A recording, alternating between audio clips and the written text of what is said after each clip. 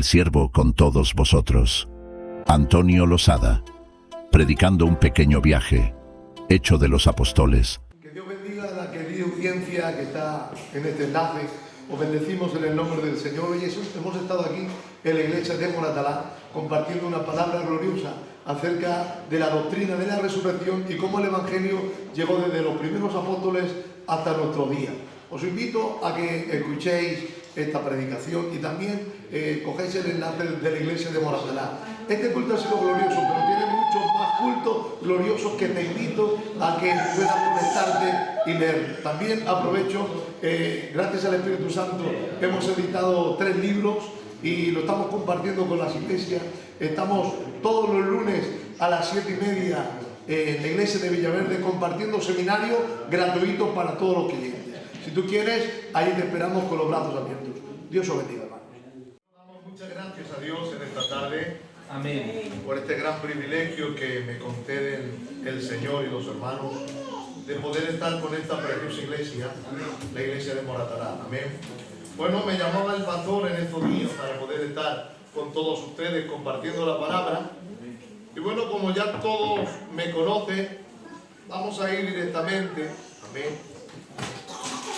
Ya saben que estamos trabajando con la juventud y llevamos como 16 años trayendo la enseñanza a todos los jóvenes de Madrid. Desde aquí invito a toda la juventud que quiera estudiar la palabra. Tenemos un seminario gratuito para todos los públicos, todos los lunes a las 7:30 de la tarde, y estamos estudiando el libro de Hechos. Bueno, apenas nos quedan 3 clases para terminar, pero si quieren bajar todavía nos quedan 3 clases de bendición en el libro de Hechos y ya terminamos.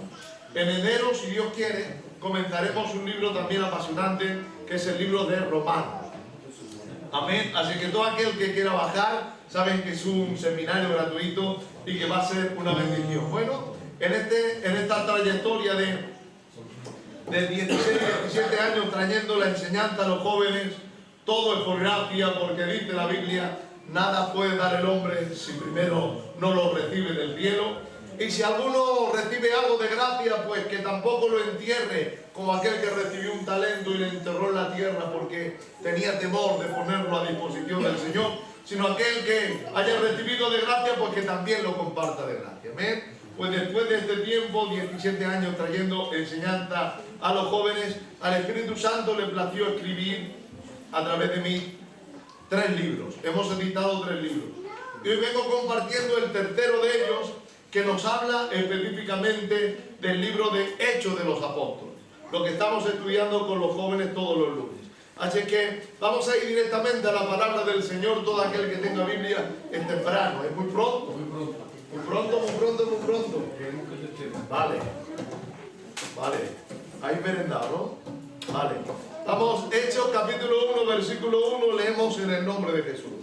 Dice la Biblia: en el primer tratado, oh Teófilo, hablé acerca de todas las cosas que Jesús comenzó a hacer y a enseñar, hasta el día que fue recibido arriba. Voy a coger el micro que se me hasta el día que fue recibido arriba, después de haber dado mandamientos por el Espíritu Santo a los apóstoles que había escogido, a quienes también, después de haber padecido, Jesús se presentó vivo con muchas pruebas indubitables, apareciéndole durante 40 días y hablándoles acerca del reino de Dios. ¿Amén? ¿Cuántos aplauden a la Escritura?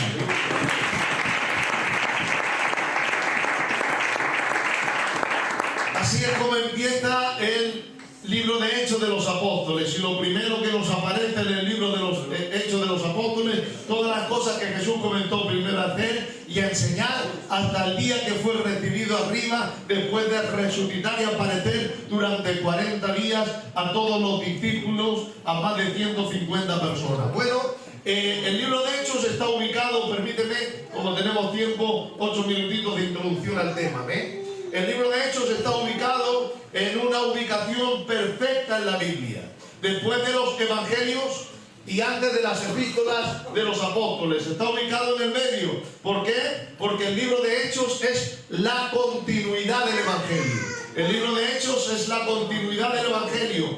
Y de la misma manera que los manantiales vienen a descansar en los embalses, de la misma manera los 4 evangelios vienen a descansar en el libro de Hechos. Y al igual que los embalses enriquecen el caudal de los ríos, de la misma manera el libro de Hechos enriquece las epístolas de los apóstoles. Sería muy difícil entender el libro de Éfeso si no estudiamos el libro de Hechos. Los Corintios, sería muy difícil entenderlo si primeramente lo entendemos en el libro de Hechos, porque tiene la continuidad del Evangelio hasta llegar a las epístolas. Por eso, ¿cómo termina el Evangelio de Mateo? El Evangelio de Mateo termina con la gran comisión.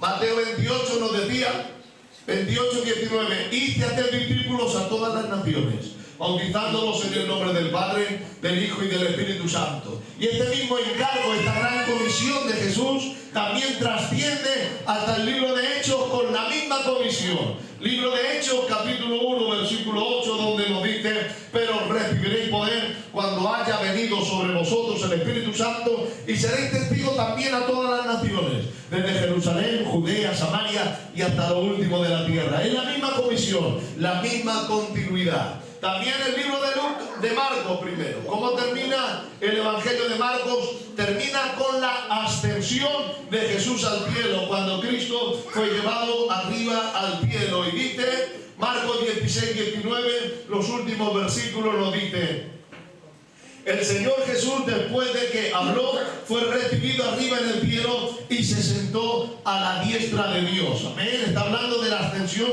de Jesús al cielo. Y esa misma continuidad la tenemos en el libro de Hechos, hablándonos de la misma escena. Hechos 1:9, donde nos dice: y habiendo dicho estas cosas, viéndoles ellos, Jesús fue alzado y recibido en una nube que lo ocultó de sus ojos, y estando ellos con los ojos puestos en el cielo, aparecieron dos ángeles con vestidura blanca, que le dio una promesa del retorno que todavía albergamos en el corazón. Los ángeles le dijeron: varones galileos, ¿por qué estáis mirando al cielo? Y allá va, este mismo Jesús que fue tomado de entre vosotros al cielo, un día regresará y todo ojo lo verá. Así dice la palabra del Señor. Amén. Mateo, Marcos y Lucas.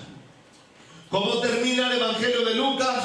Lucas capítulo 24, versículo 49, otro mandato de Jesús: quedaos en Jerusalén hasta que seáis investidos por el poder de lo alto. Estaba hablando de la llenura del Espíritu Santo. Quedaos en Jerusalén hasta que seáis investidos por el poder de lo alto. Y esa misma promesa se cumplió en el libro de Hechos, capítulo 2, versículo 1, cuando llegó el día de Pentecostés, todos estaban juntos y unánimes, y de repente vino del cielo un estruendo de un viento recio que soplaba, el cual llenó toda la casa, y todos fueron llenos del Espíritu de Dios. Amén. Mateo, Marcos, Lucas y también Juan.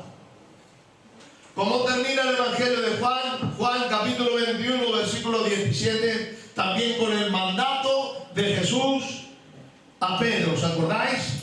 Pedro, ¿me amas? Apacienta mis corderos. Pedro, ¿me amas? Pastorea mis ovejas. Pedro, ¿me amas? Apacienta mis ovejas. Era el tema que Jesús le daba, era encargarle a Pedro la iglesia, la protección de la iglesia, que alimentara a la iglesia, que cuidara a la iglesia y que defendiera a la iglesia. Amén. Por eso vemos a Pedro en el capítulo 1, versículo 15, en aquellos días Pedro se levantó a favor de la iglesia y trajo la primera administración de la iglesia, que es el sucesor de Judas. Pero cuando el pueblo judío se reía desde el día de Pentecostés, porque se creían que todos estaban ebrios y se burlaban de que hablaban en nuevas lenguas, apareció otra vez Pedro para defender la iglesia. Hechos capítulo 2, versículo 14, aquel que quiera seguirme con la Biblia dice: entonces Pedro, poniéndose en pie, alzó la voz y habló: varones judíos, todos los que habitáis en Jerusalén, sea notoria mis palabras, porque esto no es tan ebrios como vosotros suponéis. En la hora tercera del día, esto es lo que dijo el profeta Joel: en los posteros días derramaré de mi espíritu, y vuestros hijos profetizarán, los jóvenes verán visiones, los ancianos soñarán sueños, y sobre mis siervos y mis siervas derramaré de mi espíritu, y ellos profetizarán. ¿Ven? Así que el libro de Hechos es la continuidad de los 4 evangelios. Amén. Y hay un personaje principal en el libro de Hechos. El personaje principal del libro de Hechos es indudablemente el Espíritu Santo. Y aunque el personaje principal es el Espíritu Santo, hay dos personajes, dos apóstoles que emergen en el libro de Hechos, que dividen el libro de Hechos en dos. Por eso desde el seminario Elías nos enseñaron que el libro de Hechos es el libro del PP. El libro de Hechos es el libro del PP. Pero no porque perteneciera a ningún partido político, porque es la manera de dividir el libro. Del capítulo 1 al capítulo 12, el personaje principal en los apóstoles es el apóstol Pedro. Amén. Y del capítulo 13 al 28, el personaje principal es el apóstol Pablo. Por eso el libro de Hechos es el libro del PP. La P de Pedro del 1 al 12 y la P de Pablo del 13 al 28. Pues en esta tarde vamos a compartir un poquito por encima algunos rasgos de la biografía de este gran hombre de Dios llamado el apóstol Pedro. Y tenemos el primer mensaje del apóstol registrado en el libro de Hechos y se llama. Porque el primer mensaje del apóstol Pedro es una doctrina fundamental de la iglesia, una columna de la iglesia que nosotros tenemos que marcar a fuego en nuestro corazón, ya que es una doctrina de esperanza. ¿Ven? Y ahora ya, dada la introducción, vamos directamente al tema. Libro de Hechos de los Apóstoles, capítulo 2 y versículo 22. Entramos en el mensaje. Así dice la Biblia. Este fue el primer mensaje del apóstol. Varones israelitas, Jesús Nazareno, varón aprobado por Dios con maravillas y prodigios, dice el 23. Este, entregado por el determinado consejo y anticipado conocimiento de Dios, prendisteis y matasteis por manos de inicuos, crucificándole en el madero. Y allá va la plataforma del mensaje, el 24, donde nos dice: el cual Dios lo levantó de los muertos, sueltos los dolores de la muerte, porque era imposible que fuese retenido por ella. Aleluya. En medio de la audiencia del día de Pentecostés había dos partidos políticos que estaban escuchando el mensaje del apóstol. Por un lado teníamos a los fariseos y por otro lado a los saduceos.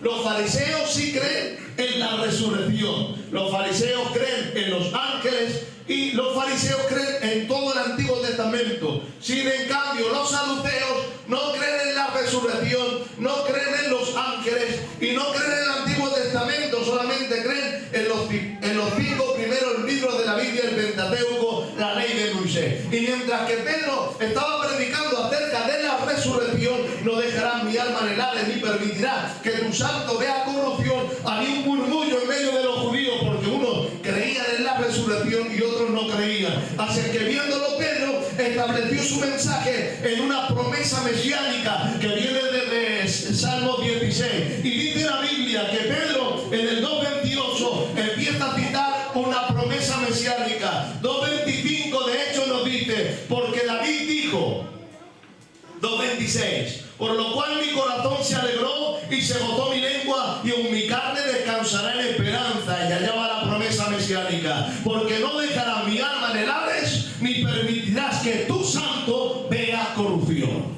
Amén.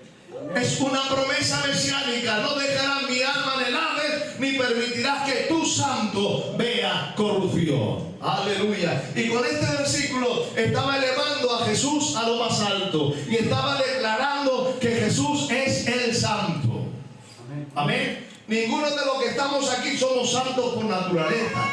Somos santificados por medio de la sangre del Cordero. El único que es santo en naturaleza es el Dios el Padre. Amén. Por eso nos dice el libro de Apocalipsis, capítulo 15, versículo 4: ¿quién no temerá y glorificará tu nombre? Porque solamente tú eres santo. Amén. Pero al decir que no dejará mi alma en el Hades, ni permitirás que tu santo vea corrupción, está elevando a Jesús a lo alto, lo está elevando a Jesús a lo más alto, a la dignidad del Padre. Y es que permíteme, en este último tiempo, por medio de las redes sociales, han intentado desvirtuar la deidad de Cristo, han intentado rebajar la deidad de Cristo, han intentado arrinconar la deidad de Cristo. Pero permíteme, hoy día, desde la iglesia de Moratalá, levantar a Jesús al lugar que le corresponde, al lugar que Dios le ha dado por excelencia.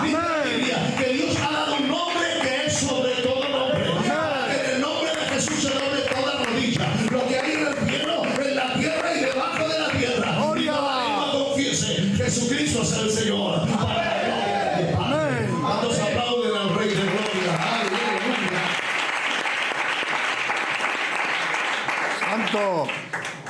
No dejarás mi alma en el Hades ni permitirás que tu santo vea corrupción.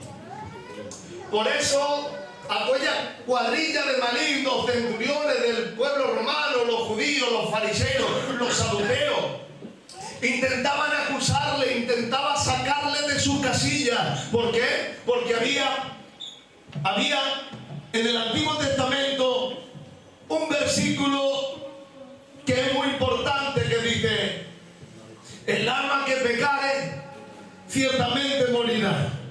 Por eso intentaban los judíos, fariseos, saduceos, los centuriones, los romanos, intentar sacar a Jesús de sus casillas. ¿Para qué? Para que pecara. ¿Por qué? Porque si peca, el alma que pecare esa morirá. Así que había una contraposición en la Biblia. Por un lado, el alma que pecare esa morirá. Y por otro lado, la promesa mesiánica: no dejarás que tu santo vea corrupción. Estaba diciendo que si alguien peca, la paga del pecado es muerte. Pero si es santo, el santo no puede ver corrupción. Por eso los fariseos, saduceos, le daban golpes en su rostro e intentaban desfigurarle para ver si le sacaban de su casilla, a ver si pronunciaba cualquier cosa. ¿Por qué? Porque si Jesús miraba con malos ojos a aquellos que le desfiguraban el rostro, el alma que pecare esa morirá. Amén. Si hubiese mirado con odio a aquellos que le arrancaban la barba cuajo, el alma que pecare esa morirá. Si Cristo hubiese guardado rencor a aquellos que de sus espaldas hacían como grandes surcos de arado, el alma que pecare esa morirá. Si Cristo hubiese guardado odio en su corazón, cuando le ponían la corona de espinas, le daban con una caña para que los espinos le atravesaran las sienes, el alma que pecare esa morirá. Si Cristo hubiese maldecido o proferido con maldición cuando le clavaban de pies y de manos, el alma que pecare esa morirá. Pero la grandeza de Cristo es esta, que siendo león, amén, Él enmudece como cordero. Gloria. Es la grandeza de Cristo, que siendo león, Él enmudece como el cordero. Porque si es cordero, el cordero va directamente al sacrificio. Pero su grandeza es esta, que siendo león, Él enmudece como cordero. En cierta ocasión, estando en el Getsemaní, su sudor eran como grandes gotas de sangre que caían al suelo, y viene una cuadrilla de malignos, una cuadrilla de la guardia del templo, una cuadrilla con unos cuantos centuriones y unos cuantos del imperio romano, y empiezan a preguntar: ¿dónde está Jesús el que sanaba enfermo? ¿Dónde está Jesús el que levantaba paralíticos? ¿Dónde está Jesús el que resucitaba muertos? Y en ese momento Cristo se quita su sudor como grandes gotas de sangre que caían, y se pone en pie y dice: ¿a quién buscáis? Y aquella turba le dice: buscamos a Jesús de Nazaret. Y él se pone de pie y dice: yo soy. Amén. Y cuando Jesús dice yo soy, aquella turba da 3 pasos atrás y cae en tierra. No terminó la frase, él dijo yo soy. En Éxodo capítulo 3, versículo 3, cuando el Señor se manifestaba desde la zarza, le dice: yo soy el que soy. Así le mandarás a mi pueblo. El gran yo soy te envía para sacar a 2,5 millones de la esclavitud de los egipcios. ¿Cuál es mi nombre? Tú eres el que eres, el gran yo soy. Yo soy el que soy. Este es mi nombre para siempre. Jesús dijo yo soy, y aquella turba se cayó atrás. No terminó de decir yo soy el que soy. ¿Saben por qué? Porque todavía no conocemos a profundidad la grandeza de Cristo. Todavía, por mucho que estudies en la Biblia, tengo que darte una noticia: Dios es más grande que la Biblia. Amén. Por mucho que tú estudies desde Génesis hasta Apocalipsis, se nos escapa de la mente, excede a todo conocimiento. Por eso hasta ahora de Dios y de Cristo solamente hemos escuchado un leve susurro, un pequeño susurro de su voz. Dice Job 26:14: estas cosas son solamente el borde de su camino, cual leve susurro hemos escuchado de él, pero ¿qué será el trueno de su poder? Hasta ahora de Dios y de Cristo hemos escuchado un leve susurro de su voz, pero ¿qué será el rugido de su poder? ¿Qué será el rugido de su poder? Yo te voy a mostrar el rugido de su poder. Dice el libro de Joel, capítulo 3. Yo no sé si puedes tocar. Amén. Dice el libro de Joel, capítulo 3, versículo 16: un día rugirá el león desde Sion, se escuchará en Jerusalén, y temblará el cielo, y también temblará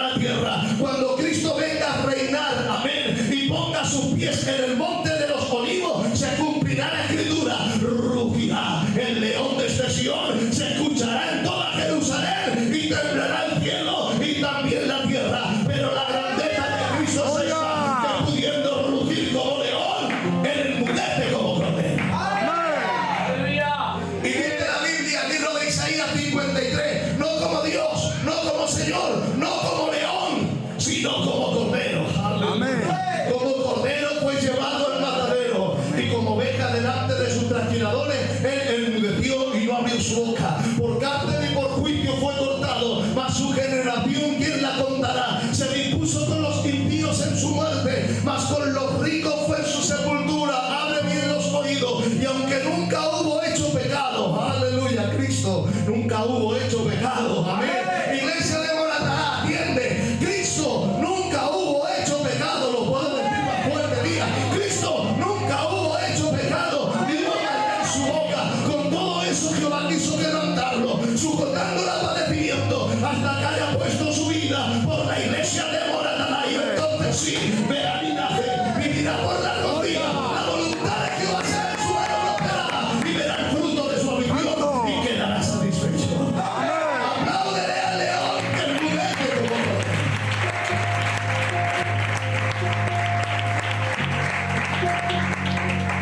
Qué bien. Pudiendo rugir como león, él enmudece como cordero, porque él es santo. Dice el libro de Hebreos capítulo 7 y versículo 26, tal sumo sacerdote nos convenía, santo, inocente, apartado de los pecadores y hecho más sublime que los viejos. Hebreos 4:15, no tenemos un sumo sacerdote que no se pueda compadecer de nuestras debilidades, sino uno que fue tentado en todo, pero sin pecado. Cristo es santo. Pero no solamente Cristo es santo, Cristo nació santo. Aleluya. Por eso dice Lucas 1:35, el ángel a la María le dijo, no temas, porque el Espíritu de Dios vendrá sobre ti, y el poder del Altísimo te cubrirá con su sombra. Escucha ahora. Por lo tanto, el santo, ahí está, el santo ser que nacerá será llamado Hijo de Dios. Cristo es santo, Cristo nació santo y Cristo vivió santo. Y ya no eran los ángeles del cielo, ni los discípulos de la tierra, ni los 70 que se reunían alrededor, ni los que le seguían, no. Ahora eran los mismos demonios. Aleluya. Ahora eran los mismos demonios que testificaban de Jesús. Cuando Jesús entra en aquella sinagoga de Capernaum, entra en la sinagoga y al fondo de la sinagoga hay un poseído endemoniado. Y cuando Jesús entra en aquella sinagoga, chilla y grita y dice, ¡ay! ¿Qué haces aquí, Jesús de Nazaret? ¿Has venido para atormentarnos antes de tiempo? Escucha las palabras de un demonio. Sabemos quién eres. Tú eres el Santo de Dios. Como los demonios daban testimonio de que Cristo vivía santo. Él es santo, él nació santo, él vivió santo y él murió santo.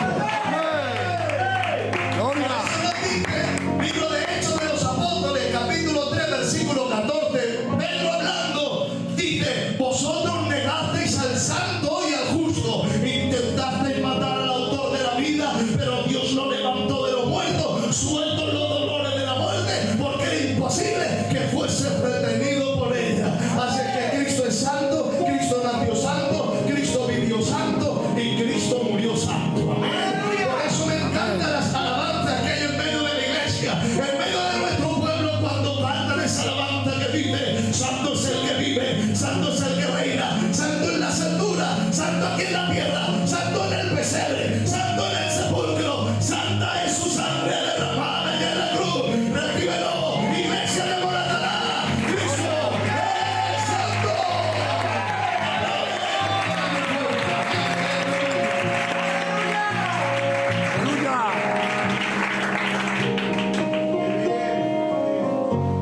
Él es santo y no tiene pecado. Por eso nos dice en 1 Corintios 15:56, ya que el aguijón de la muerte es el pecado y el poder del pecado es la ley. Ya que el aguijón de la muerte es el pecado y el poder del pecado es la ley. Pero ¿qué pasaría si alguien se introduce en el imperio de la muerte, pero sin el aguijón del pecado? ¿Qué pasaría si alguien se introduce en el imperio de la muerte sin el aguijón del pecado? Le daría la autoridad de destruir todo su imperio, quitarle todas las armas y repartir el botín. Lo dice la palabra del Señor. Vente conmigo a la Biblia. Lucas 1, 11, 21. Lucas 11, 21 dice, esta se le llama la ley del más fuerte. Cuando el hombre fuerte guarda su palacio, en paz está todo lo que hay alrededor de él. Pero cuando viene otro más fuerte que él y le vence, le quita todas las armas en las cuales confiaba y reparte el botín. Por decirle no, Cristo se introdujo en el imperio de la muerte sin el aguijón del pecado, y esto le da la autoridad de destruir al imperio de la muerte. Pero no lo digo yo, porque si vale, ¿qué lo dice la palabra? Lo dice el libro de Hebreos, capítulo 2, versículo 14. Dice, por cuanto sus hijos participaron de carne y sangre, él también participó de lo mismo para destruir, ahí está, para destruir por medio de la muerte aquel que tenía el imperio de la muerte, esto es el diablo. Y Apocalipsis capítulo 1, versículo 8, Cristo hablando, él ha dicho, yo soy el alfa y el omega, yo soy el principio y el fin, yo soy el primero y el último, yo soy el que estuve muerto, mas he aquí vivo por los siglos, y tengo en mi poder las llaves de la muerte y del Hades. Yo soy el que abro y no hay nadie que cierre, yo soy el que cierra y no hay nadie que abra. Recíbelo y me se desmoronará. Cristo ha vencido a la muerte. Cada Cristo se ríe de la muerte, porque el libro de Corintios capítulo 15, 55 dice, ¿dónde está muerte tu aguijón? Si no hay, si en Cristo no hay aguijón, porque en Cristo no hay pecado. Amén. ¿Dónde está muerte tu aguijón? ¿Y dónde está, oh sepulcro, tu victoria? Sorbida es la muerte en victoria por la resurrección de Jesucristo. Amén. Levantan su mano y para él gritan aleluya. ¡Aleluya! Cristo es santo. Amén. Él no tiene pecado. Amén. Él ha vencido a la muerte. Por eso el sepulcro no le puede retener, el Hades no le puede sujetar. Y entramos en la plataforma del tema 2:24 de Hechos, donde nos dice, por lo cual Dios nos levantó sueltos los dolores de la muerte, porque era imposible que fuese retenido por ella. Era imposible que fuese retenido por ella. Y aparece, sueltos los dolores de la muerte. Me van a permitir esta comparación.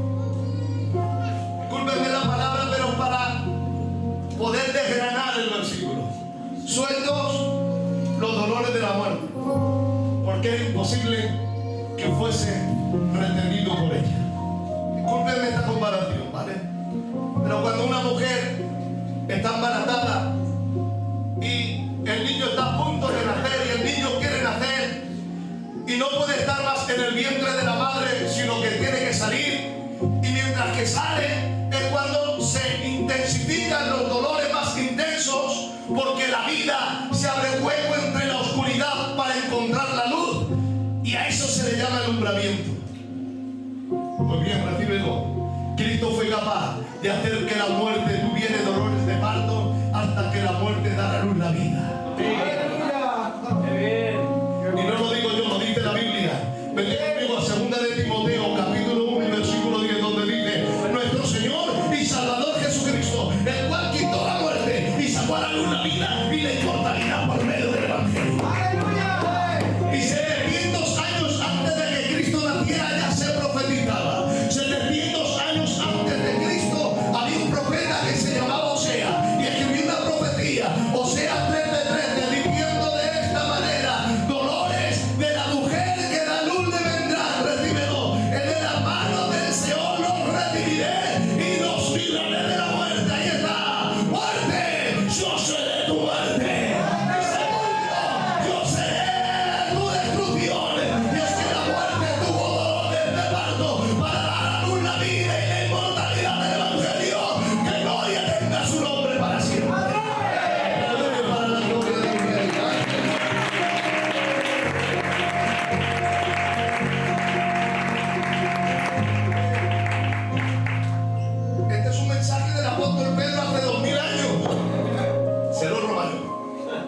Aleluya. Y cuando se habla de Cristo y se habla de la resurrección, se carga el ambiente como el ambiente que tenemos hoy en esta preciosa iglesia. Amén. Y Pedro, viendo que había una gloria y una presencia como el de hoy, cerró el mensaje diciendo 2:36: sepa pues toda la casa de Israel que a este Jesús, a quien vosotros crucificasteis, Dios lo ha levantado de los muertos y lo ha hecho Señor y Cristo. Y cuando lo oyeron se compungieron de corazón y dijeron: ¿qué haremos? Y Pedro le dijo: arrepentíos y convertíos, bautícese cada uno en el nombre del Señor y recibiréis el don del Espíritu Santo. Y habiendo este ambiente, Pedro hizo el primer llamado, pastor. Hizo el primer llamado, hizo un llamado en el día de Pentecostés. Cuando quieren recibir a aquel que venció a la muerte y al sepulcro, cuando quieren recibir al Santo en su corazón, cuando quieren recibir a aquel que el Hades no le puede retener y el sepulcro no le pudo sujetar. Hizo el llamado en el día de Pentecostés y empezaban a levantarse las manos. ¿Cuántos? 10, 15, 20, 30, 40, 100, 200, 300, 500 recibiendo a Jesús, 800, 1000, 1200, 1500, 2000, 2200, 2500, 3000 personas. En el primer mensaje del apóstol Pedro se convirtieron 3000 personas. Y es que Pedro ya no era aquel hombre arrinconado en el patio del sumo sacerdote que negó al Señor por 3 veces. Ahora Pedro tenía esperanza. Ahora Pedro estaba predicando acerca de la resurrección. Y permíteme decirte, aquel que tiene esperanza no hay nadie que le frene. Aleluya. Aquel que tiene esperanza no hay nadie que le acobarde. Aquel que tiene esperanza no hay nadie que le arrincone. Hay veces que estará por las nubes, otras veces por los suelos, sí, pero con esperanza. Amén. Hay veces que tendrá salud, otras veces pasará por enfermedad, sí, pero con esperanza. Hay veces que tendrá mucho dinero, otros días en números rojos, sí, pero con esperanza. Hay veces que vestirá de blanco, lamentablemente. Hay veces que vestirá de negro, sí, pero con esperanza. ¿Por qué? Porque aquel que tiene esperanza, dice la Biblia, ni la vida ni la muerte, ni ángeles, ni principados, ni potestades, ni lo presente, ni lo porvenir, ni ninguna otra cosa creada nos podrá separar del amor de Dios que es en Cristo Jesús. Ante todas estas cosas somos más que vencedores, más que vencedores. En el nombre de Jesús. Apláudele si tú eres más que vencedor, porque tienes esperanza.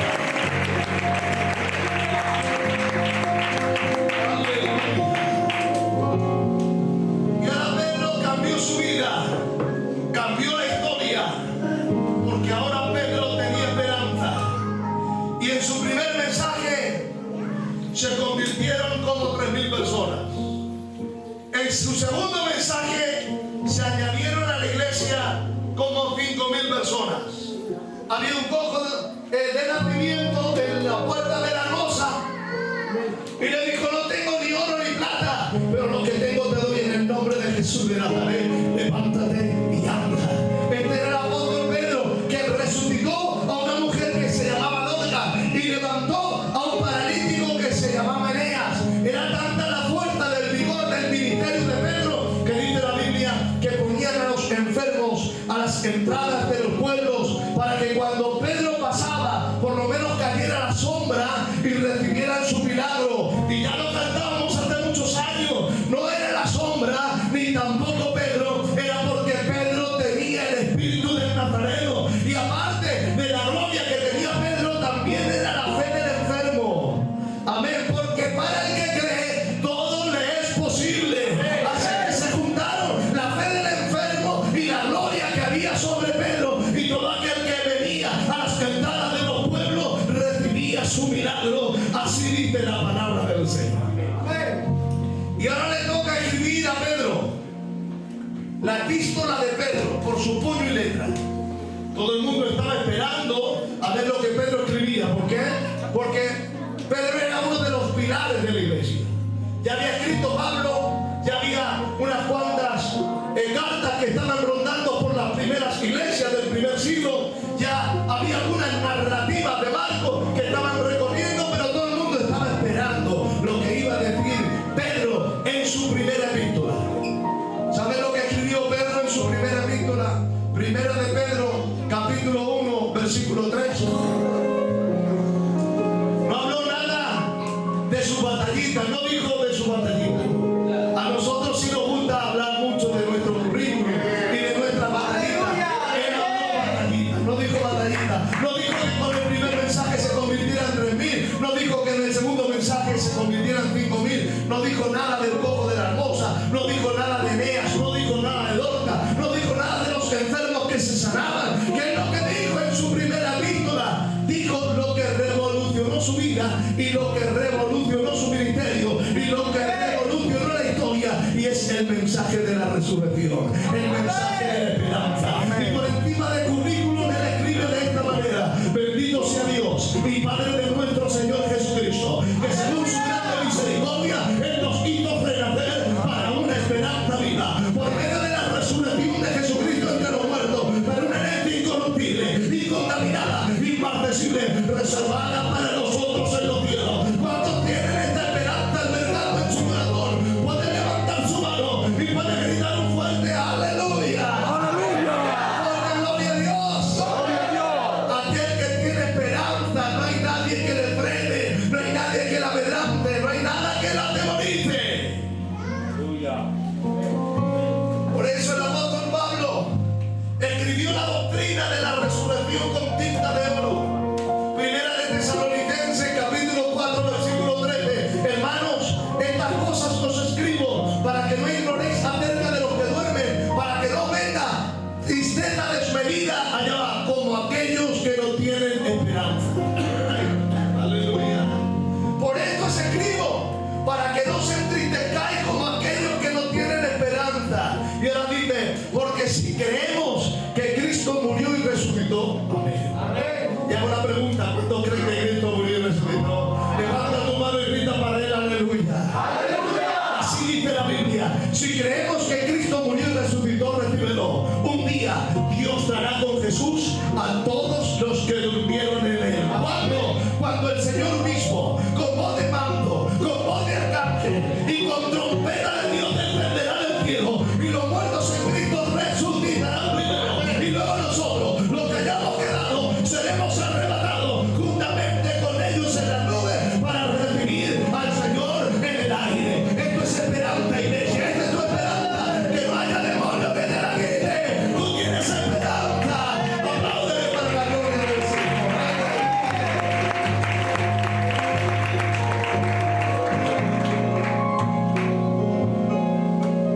Y el clímax del apóstol Pedro. Aleluya. El clímax del apóstol Pedro. Aleluya. Cuando trajo el mensaje a la casa de Cornelio, lo más alto de su ministerio no fueron los milagros.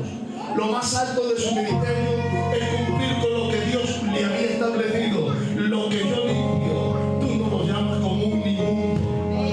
Amén. ¿Saben por qué? Cuando Jesús dijo, ¿quién dice los hombres que es el Hijo del Hombre? ¿Os acordáis? Mateo 16:16. ¿Qué dicen los hombres que es el Hijo del Hombre? Bueno, algunos dicen que tú eres Elías, otros dicen que tú eres alguno de los profetas, otros te confunden con Juan el Bautista resucitado. Y ahora Jesús le dice a los discípulos, ¿y vosotros? ¿Quién decís que yo soy? Y ahí que aparece Pedro y le dice, tú eres el Cristo. ¡Qué declaración! El Hijo del Dios viviente. Amén. ¿Y qué es lo que le responde Jesús? Bienaventurado eres, Simón, hijo de Jonás. No te lo ha revelado ni carne ni sangre, sino mi Padre que está en el cielo. Y allí va la promesa que siempre le hemos obviado y le hemos pasado por encima. A ti te daré las llaves del reino, y todo lo que hagas en la tierra será abierto en el cielo. Bueno, pues este versículo la Iglesia Católica lo ha entendido mal y ha creído que Pedro es el conserje del cielo, que tiene su trabilla, su pantalón vaquero con las llaves, y a quien quiere abre y a quien quiere cierra. A ti no te gusta, pues tú no entras. A ti sí, pues tú pasas. Eso es lo que cree la Iglesia Católica, pero lo que Jesucristo vino a decirle al apóstol Pedro, que le iba a entregar dos llaves. La primera llave para abrir el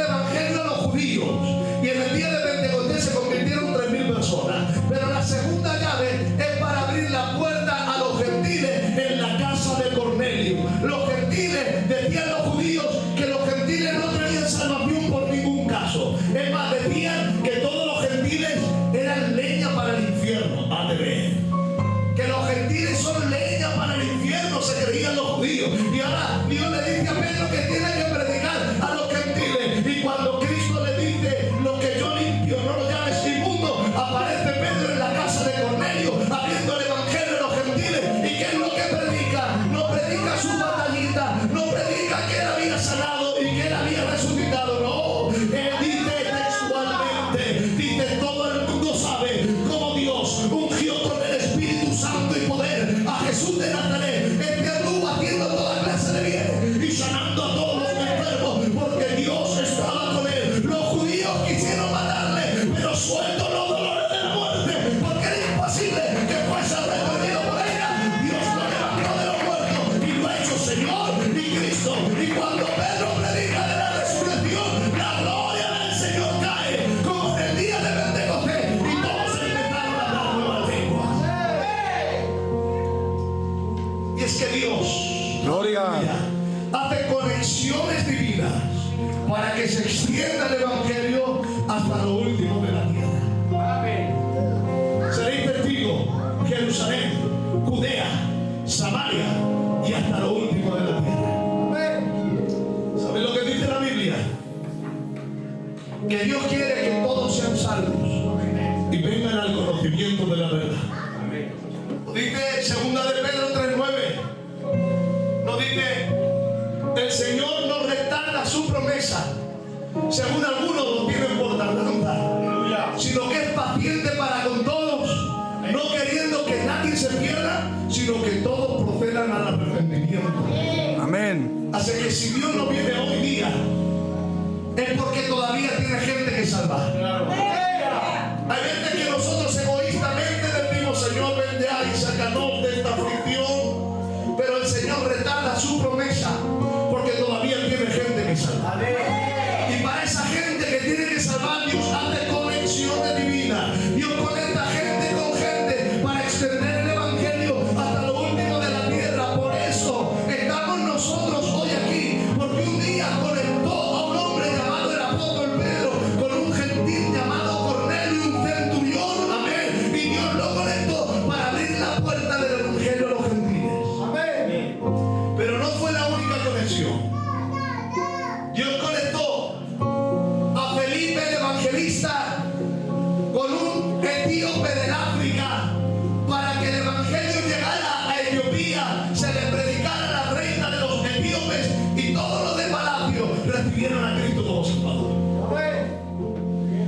Pero también en cierta ocasión había un discípulo amado en Damasco que se llamaba Ananías y un mala sombra que se llamaba Saulo de Tarso, que quería venir a Damasco a coger a todos los creyentes y meterlos en la cárcel. Y el Señor le salió al encuentro y le tiró y le dejó ciego y le dijo: Ananías, Ananías, vete a la calle que se llama derecha y orará por un hombre que se llama Saulo de Tarso. Pero Saulo de Tarso, el perseguidor de la iglesia, el aniquilador de la iglesia, el santo inquisidor de la iglesia, el terrorista de la iglesia, sí, el mala sombra que quiere meter a la iglesia presa, sí, a ese, porque utensilio útil me es para la gloria del Señor. Amén. Es que hay veces que hay que predicar hasta los malas sombras, porque no sabe lo que Dios puede hacer con una persona que se entrega en sus manos.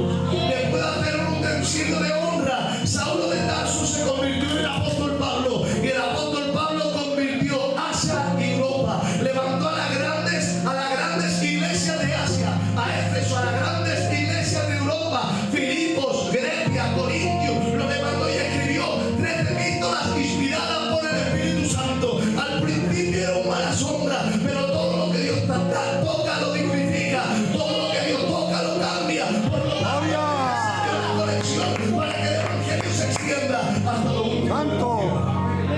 Amén.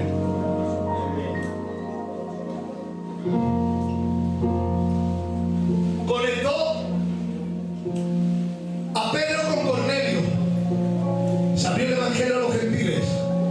Conectó a Felipe con el etíope, se abrió el evangelio a Etiopía. Conectó a Ananías con Saulo de Tarso, pasó y se abrió el evangelio en Europa y Asia. Pero un día glorioso, aleluya, Dios conectó a un siervo de Dios francés llamado Clement Legosset con un gitano español llamado el tío Emiliano. ¿Cuántos aplauden a esta conexión?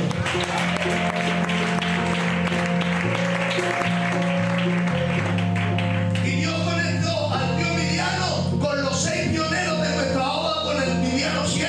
Dios conectó al tío Emiliano, todos ya han partido con el Señor, están en la gloria del Señor, con el tío Jaime, el tío Castro, el tío Marido, el tío Joselito, el tío Larry, el tío Ramón. Son los pioneros de nuestra obra que trajeron el evangelio a nosotros, al pueblo gitano. Yo alabo a Jesucristo porque un día llegó el evangelio a Etiopía, sí. Alaba a Jesucristo porque el evangelio llegó a Asia y Europa, sí. Alaba a Jesucristo porque un día el evangelio llegó a los gentiles, pero por encima de todo, alaba a Jesucristo porque un día el evangelio llegó al pueblo gitano. ¡Aleluya!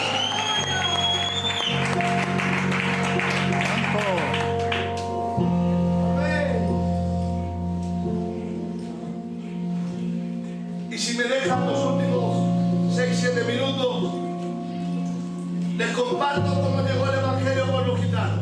Amén. ¿Me dejan? Amén. Amén. Eso por ello. Tengan un poquito de paciencia, Gloria. que en esto hay gloria. Aleluya. Corría el año 1960.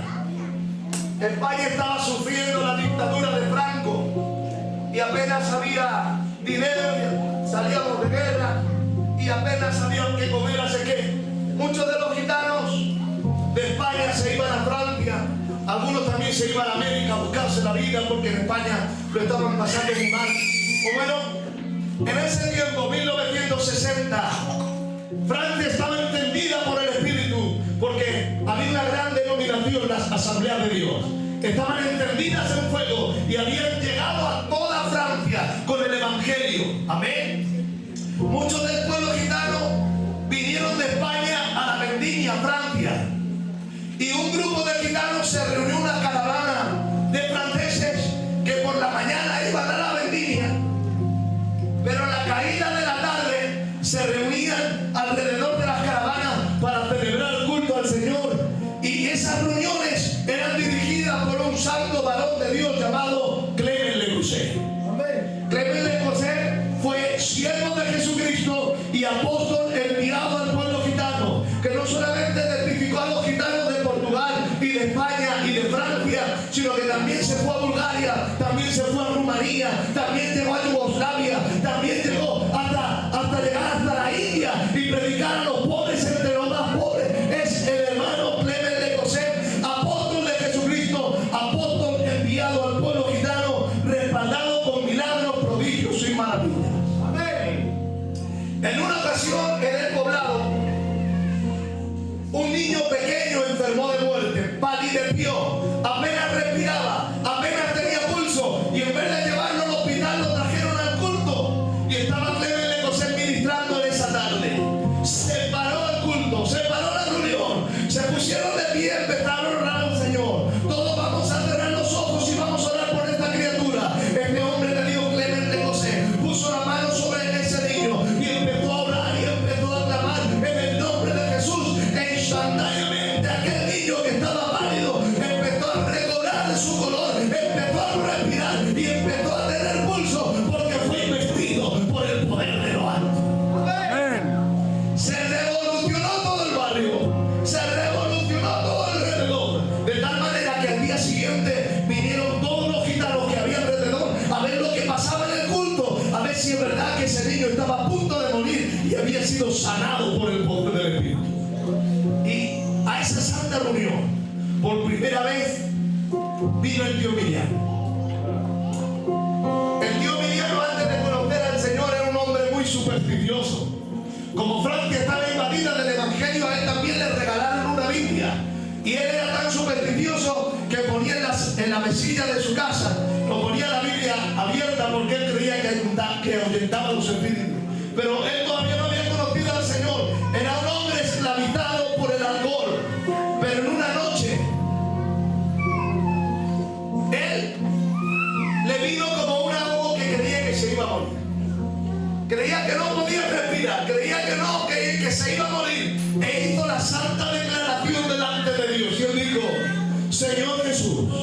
si tú me libras ahora, yo me entregaré completamente a ti. Instantáneamente vino el Espíritu Santo y aquel hombre tan grande que era cayó a la cama durante toda la noche. Al día siguiente se levantó renovado, regenerado y en una nueva criatura. Y esto solamente lo puede hacer el Espíritu Santo. No importa la cadena que hayas traído hasta el día de hoy, Dios es capaz de romper todas las cadenas y romper las ataduras en un solo minuto. Él ha venido a libertar a los cautivos y a los oprimidos, apertura de la cárcel. No importa el pecado que hayas cometido, ven a la cruz. Todavía Dios puede sanarte, restaurarte, liberarte.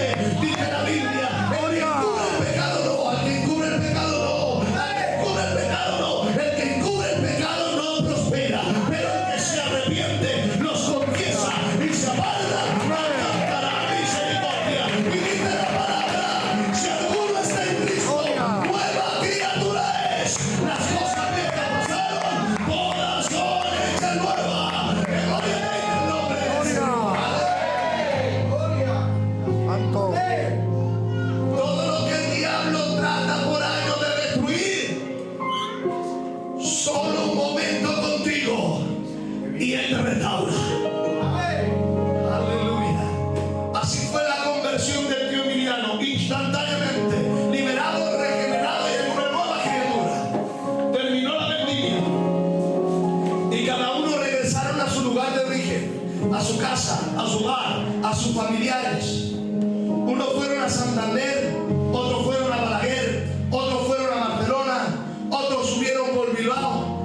Cuando contaban el testimonio, porque los primeros pioneros de la obra apenas sabían leer, apenas sabían doctrina de la palabra, pero sí que tenían el Espíritu Santo que los guiaba a toda la verdad. El Espíritu Santo les enseñaba las profundidades de Dios. El Espíritu Santo les revelaba todo lo que Dios le había concedido. Era el Espíritu Santo el que trataba con cada uno de sus siervos. Pablo dijo, cuando fui a vosotros, no fue con vanidad de palabras y extiende de sabiduría. Fui a vosotros con demostración del Espíritu y del poder de Dios. Pues nuestros primeros apóstoles no venían con sabiduría de palabras, venían con el poder de Dios. Y mientras que testificaban, solamente testificaban lo que vivieron en Francia. Mientras que ellos testificaban a sus familiares, la gloria del Señor caía y hablaban en nueva lengua, como en la casa de Cornelio y como en el día de Pentecostés. Dios estaba sellando a fuego una santa denominación del pueblo gitano, que todo el mundo nos arrinconaba, que todo el mundo nos daba de lado. Pero dice la Biblia, aleluya, dice que yo te vi en tu sangre y te dije vive. Él nos vio apartado de la sociedad y nos dijo vive. ¿Os acordáis de esa alabanza que canta nuestro hermano Antonio Barrul? Me miraste porque soy morena. No me mires porque soy morena, porque el sol me miró. Cristo miró dentro del corazón y vio un pueblo necesitado de la palabra, y él lo selló con su Espíritu Santo para la gloria del Señor. Amén. Y el Evangelio llegó a Santander, llegó a Balaguer, subió a Bilbao, llegó a Valladolid, llegaron a Aranda de Duero y empezaron a testificar por toda la parte del norte acerca de la palabra del Señor, hasta un día glorioso que el Evangelio llegó a Madrid. ¿Cuántos quieren escuchar cómo el Evangelio llegó a Madrid? Vamos a por ello. Amén. Rondaba el año, apúntatelo, 1968. Y estamos hablando que Dios une a gente para extender el Evangelio hasta lo último de la tierra. Dios une, Dios conecta. Si no se pusieran de acuerdo en la tierra acerca de cualquier cosa, será hecho por mi Padre que está en el cielo. Dios conecta. E impulsó a unos hermanos franceses que venían de Francia para venir directamente a Madrid. Fueron Fatal, Indalecio y Antonio. Vinieron con sus caravanas y fueron a parar a Madrid. Fueron a parar al barrio de Caño Roto y fueron a llamar a la casa de un hombre que ya está en el cielo, que es el tío Caracoles. El tío Caracoles es el padre, fue el padre del tío Nani y del tío Fuco que están con nosotros. A esa puerta fueron a llamar. El tío Caracoles era un hombre de los que todavía tenemos entre nosotros en el pueblo gitano, gracias a Dios. Un hombre puro y un hombre amable, un hombre gitano, como los que tenemos hoy. Que cuando alguien venía a su casa con una fatiga, no solamente le abría su puerta, le daba un plato de comida, y si tenía 100 duros de los antiguos, pues le daba la mitad para que siguiera su camino. Ese era el tío Caracoles. Pero un día glorioso, él abrió su puerta, no para que entrara alguien necesitado, él abrió su puerta para que llegara el Evangelio a Madrid, para la gloria del Señor. A esa casa se unió otra casa que todavía la recordamos con esperanza, en la casa del tío Morillo. El tío Morillo fue el padre del hermano Lizardito y el hermano José que están con nosotros. Bueno, pues se unían la casa del tío Caracoles y del tío Morillo en Caño Roto, y los gitanos franceses le predicaban la palabra, predicaban con tanta gloria que se manifestaba el Espíritu Santo. Se reunieron todos los gitanos de Caño Roto alrededor, se abrían las puertas, se abrían las ventanas, no cogían en medio de aquella casita porque seguían orando. Año 1968, había 2 cadenas en Madrid, irrompibles por la mano del hombre. La primera cadena era la cadena del alcohol. La segunda cadena era la cadena de la droga. Estaban o todos encadenados al alcohol o encadenados a la droga. Y no había que los sacara de allí. Nadie. Ni los médicos, ni la ciencia, ni la medicina, ni los psicólogos, ni los psiquiatras. Había 2 cadenas irrompibles en Madrid. Pero había 2 familias que oraban desde Caño Roto. Y ellos decían: Señor Jesús, toca Madrid. Señor Jesús, sana Madrid. Señor Jesús, convierte a Madrid. Si tú te dignares de mirar con misericordia a Madrid, Madrid sería una explosión gloriosa del Evangelio. Si tú tocaras Madrid, de Madrid se levantarían ministerios ungidos para la gloria de tu nombre. Si tú tocaras Madrid, de Madrid se levantarían iglesias como la iglesia de Moratalá, que te adora con toda su fuerza. Si tú levantaras Madrid, Madrid se convertiría en la zona más grande que hay en España. Y dice la Biblia: si se humillare mi pueblo, sobre el cual mi nombre es invocado, si orare y buscare mi rostro, y se arrepintieren de sus malos caminos, entonces yo oiré de los cielos, perdonaré su pecado y sanaré su tierra. ¡Gloria! ¡Aleluya! Gracias a Dios, porque Dios ha sanado nuestra tierra. Y el Evangelio llegó a Madrid. Aleluya. Llegó a Fuencarral, el barrio de la UMA. Llegó también a otras iglesias. Iglesia de Orcasitas, la iglesia de Villaverde. Se empieza, San Blas, se extiende el Evangelio. Aleluya. Hasta que un día glorioso, el Espíritu Santo impulsó. Aleluya.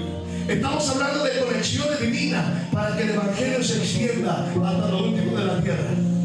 Y el Señor impulsó a 4 siervos del Señor que ya están en la presencia del Rey. Y yo pido para cada uno de ellos un fuerte aplauso. Y le estoy hablando del tío Félix. ¿Dónde está David?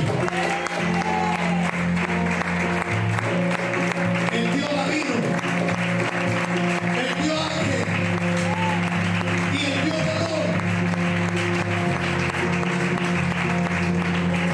Ellos, impulsados por el Espíritu, vinieron a una casa que ya está en la presencia del Señor, la casa del tío Pepe y la tía Carmela. Empezaron a predicar la palabra en aquellos gigantes. Y ellos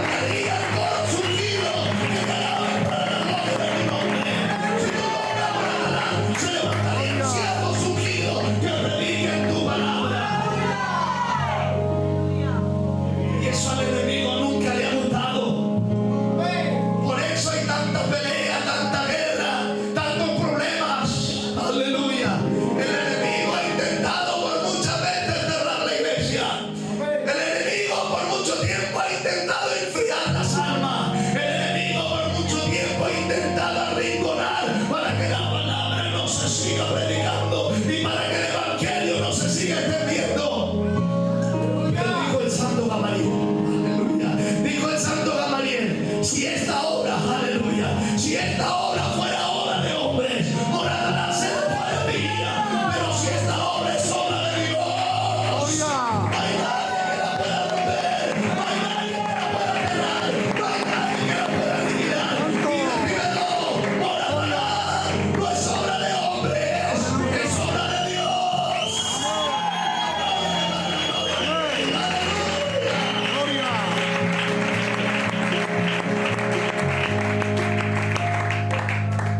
Qué bien.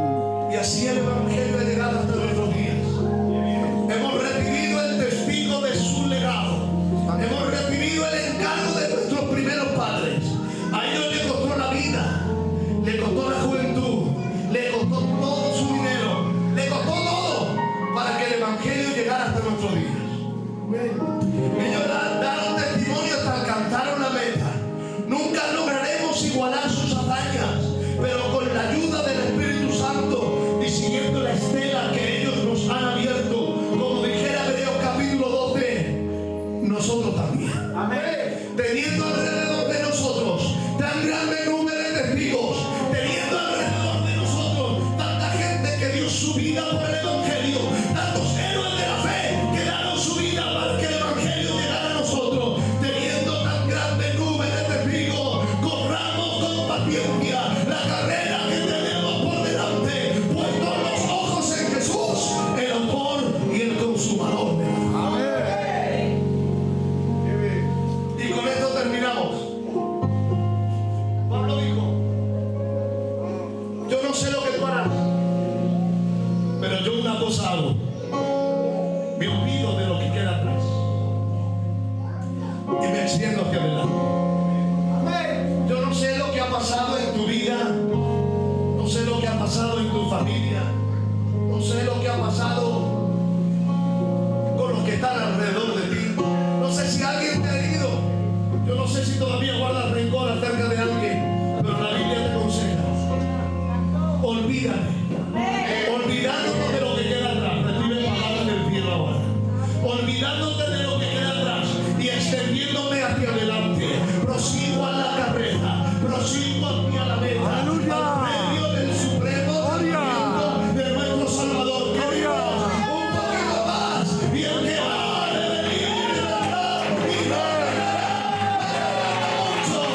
En el nombre de Jesús, aplaude con toda tu fe.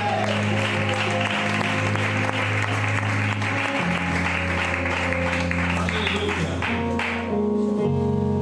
Bueno, hemos dado algunos detalles acerca del libro de los Hechos.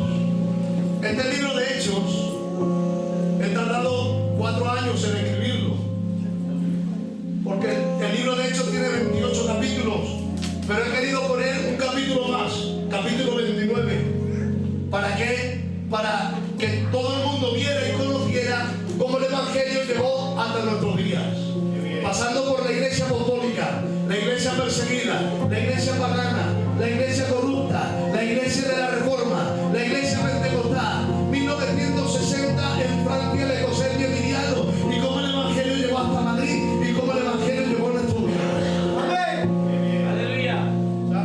También he traído algunos de los libros anteriores, uno que habla de doctrina y otro que nos habla de la biografía de Jesús a través de los hechos. Bueno, Hechos de los Apóstoles tiene 253 páginas. Y por eso hemos tenido que poner un precio de 8 euros. Pero los otros dos que tienen 150, hemos tenido que poner un precio de 6 euros. Amén. Pero cada uno de los libros, lo más importante, que te van a llevar a leer la Biblia, a entender la Biblia y a apasionarte por la Escritura.